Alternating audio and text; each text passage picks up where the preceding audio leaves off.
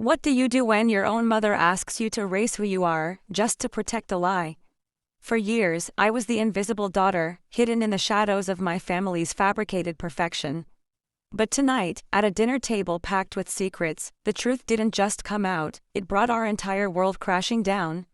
My name is Holly. Right now, I'm standing outside the house I grew up in, the chill of the night seeping through my coat. Just moments ago, I walked out, leaving behind a room filled with shock, anger, and the shattered pieces of my family's web of lies. Only minutes before, a federal judge, a man I had previously met in a professional courtroom, stood at the end of my mother's dining table. His eyes were fixed on me as he asked, "Who are you to them exactly?" The question hung in the air like a heavy fog. I knew that my answer would either keep the illusion intact or bring the whole charade down. In that moment, I thought back to all the times I'd been pushed to the sidelines. All the times my genuine achievements were overshadowed by my brother's fabricated success. I grew up in a small town where my family's image was everything. My parents, Mr. and Mrs. Thompson, were entirely obsessed with appearances. My father, a quiet man, always retreated behind his newspaper whenever there was conflict. My mother, on the other hand, was a force to be reckoned with, fiercely dedicated to presenting a picture-perfect family to the world. Then there's my younger brother, Jake. He's 2 years younger than me, charming, with a ready smile and an easy way with people. He works at a local dealership selling used cars. It's honest work, but in my mother's grand narratives, he's a high-flying executive on the verge of a massive promotion, managing a large team and closing multi-million-dollar deals. I, on the other hand, was always different. I fell in love with journalism in college. I was the one staying up late in the newsroom, chasing the gritty stories that others overlooked. After graduation, I landed a job at a major city newspaper, the Metro Tribune. I've written some incredibly important pieces, including a series on police corruption that gained national attention. But my mother was never proud of my career. In fact, she saw it as an embarrassment. She preferred to tell neighbors that I worked a simple, administrative office job. I vividly remember when I was 8 years old, there was a mantel in our living room with 6 framed photos. 5 of them were of Jake at different ages, little league, school plays, birthday parties. My single photo was tucked away entirely, hidden behind a vase and a fake plant. I tried to move it to the center once, but the very next day, it was right back in its hiding place. That was the first time I realized I was the invisible child. As I got older, I kept trying to prove my worth. When Jake made the basketball team, I told myself that if I got straight A's, my mother would finally see me. But when I graduated second in my class, she skipped my graduation entirely just to watch Jake sit on the bench at a regional playoff game. In college, I thrived. I loved the thrill of uncovering the truth and shining a light into the dark corners of society. I worked tirelessly to land my first big story at the Metro Tribune, exposing a slum landlord who was endangering the lives of his tenants. The exposé led to immediate city inspections and heavy fines. When my editor gave me a rare, grudging compliment, I was so excited that I called my mother that night. But she cut me off before I could even finish, asking if I'd heard how many points Jake had scored in his latest game. Over the years, I kept trying to break through her wall of indifference. Every promotion, every award, I hoped would finally make her see me. Instead, she told the neighbors I had dropped out of college and was working a menial job just to get by. Last year, I was assigned to cover a volatile series of police shootings in a nearby city. I spent months buried in evidence, interviewing witnesses, and sitting through a grueling civil trial. The federal judge presiding over that case was the very same man who would later end up at my mother's dinner table. He had noticed me during the trial, watching me take meticulous notes in the courtroom and wait out in the hallways. After the verdict, he complimented my work directly. He told me, "Ms.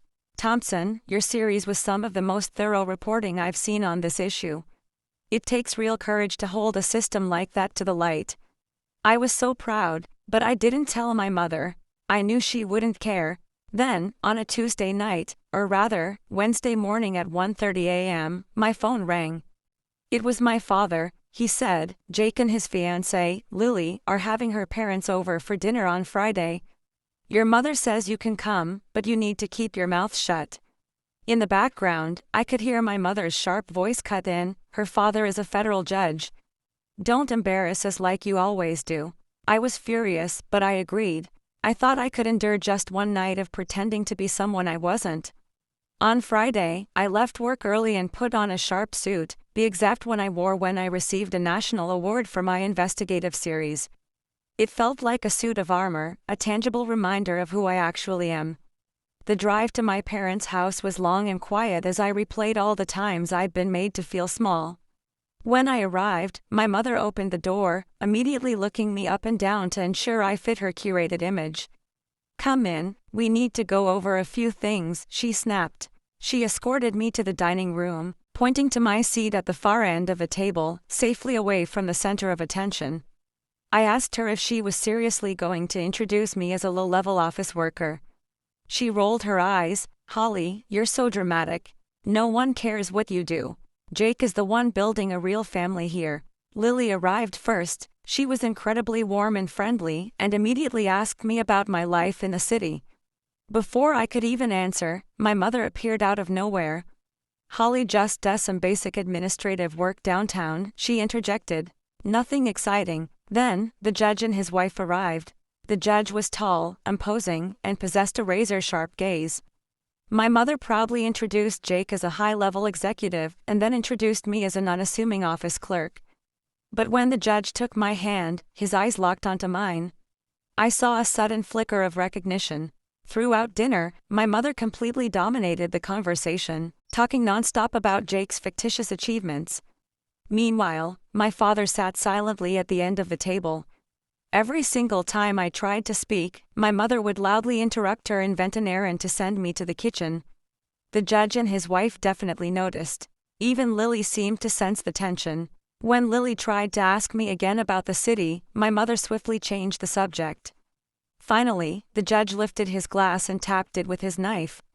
He stood up, delivering a toast about the sanctity of family and honesty. He spoke directly to Lily and Jake, and then slowly began walking around the table. When he reached my chair, he stopped dead in his tracks. "I have to say, I am incredibly surprised to see you here," he said. My mother desperately tried to jump in and redirect, but the judge completely ignored her. He looked straight at me and asked, "Who are you to them exactly?" For a split second, I thought about lying. I thought about keeping the peace. But then the weight of every silence, every hidden photo, and every lie crashed over me. I took a deep breath, looked him in the eye, and said, "I am their daughter and Jake's sister. And I am an investigative reporter for the Metro Tribune." The silence that followed was absolutely deafening. My mother's face drained of all color. The judge smiled faintly. "Ah, Ms. Thompson, your series on the police shootings was some of the most vital journalism I've ever encountered. Your reporting was actually cited in 3 separate briefs in my courtroom." Lily turned to Jake, completely shocked. "Why did you never tell me the truth?" she demanded. Jake could only mumble an excuse about wanting to avoid drama. The judge then turned his sharp gaze back to Jake, asking point-blank about his actual position at the dealership. Cornered, Jake finally admitted he was just a senior sales associate. Lily was furious. "If you stood by while your mother completely erased your sister and lied to my parents, I need to seriously consider what that says about your character." She stood up abruptly, stating she needed air. My mother burst into tears, wailing that she only wanted to present the family in the best possible light. That's when my father finally spoke up, looking at his wife. "You went too far." The judge calmly handed me his business card. "If you ever need a reference for a panel or a fellowship, Ms. Thompson, you have my number." Needless to say, Lily called off the engagement. She realized she couldn't marry into a family built on a foundation of systemic lies. My mother went into hysterics, loudly blaming me for ruining Jake's entire future. I simply stood up and said, "I never wanted the spotlight. I just wanted to be myself at my own family's table." With that, I picked up my coat and walked out. The drive back to the city was filled with a strange, heavy quiet. It was the distinct quiet that follows a massive storm, when the air finally clears, but the damage is already done. When I got home, my phone was blowing up. My mother sent furious messages blaming me for everything, and Jake texted me saying I had made a massive deal out of nothing. But among them was a message from Lily. She apologized for the chaos and asked if we could meet for coffee so she could hear my actual side of the story. 2 weeks later, we met at a cafe near my office. She revealed to me that my mother had previously implied I was mentally unstable and estranged from the family. I looked at her and explained that this is exactly how toxic generational behavior gets passed down.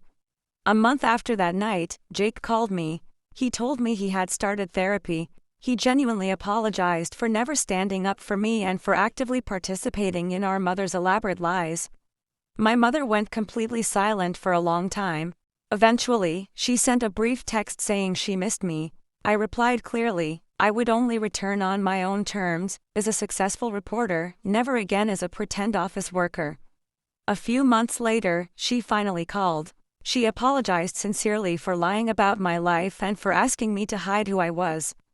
It wasn't a grand, sweeping apology, but it was an honest start. I finally drove back to my parents' house a few weeks ago. When I walked through the door, the very first thing I noticed was the mantel.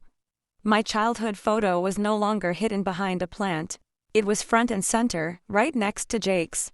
It was a small gesture, but it meant the world to me.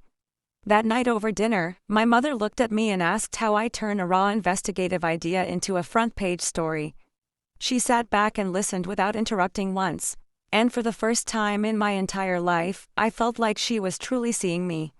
Looking back, I've realized that love should never come at the cost of losing yourself. I am completely done being the invisible daughter. I'm finally ready to be myself, and I think my family is finally ready to accept me for exactly who I am.